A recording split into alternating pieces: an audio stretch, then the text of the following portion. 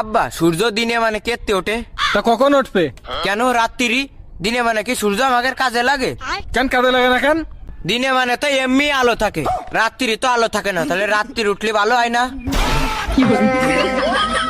আব্বা আর একটা কথা, আবার কি কথা? এই যে মানসি কয় আমার ইজ্জত চলে গেল, তা ইজ্জতটা চলে যায় কনে যায়? আব্বা এ কথা নাই, বাদ দিলাম, আর একটা কথা আছে।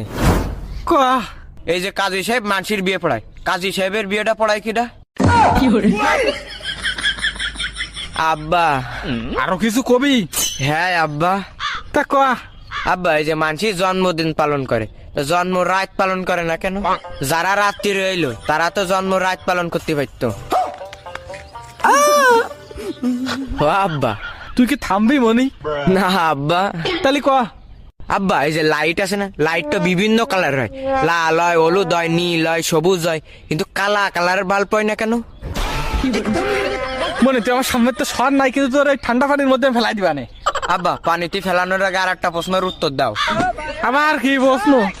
আব্বা জিলেপি যদি একা বেকা না যদি সোজা হইতো, তাহলে জিলেপির নাম কি হইতো? আর আব্বা এই যে শিয়াল মুরগি ধরে, এই মুরগি এই যে আমরা রাইন্দে খাই, তা শিয়াল কাঁচা খাই কেন? আর আব্বা এই থাম। না থামবো না। তাহলে কয়া। বিষে যদি মিয়াত না থাকে, ওই বিষ খেলে কি মানুষ মরিয়ে যায়?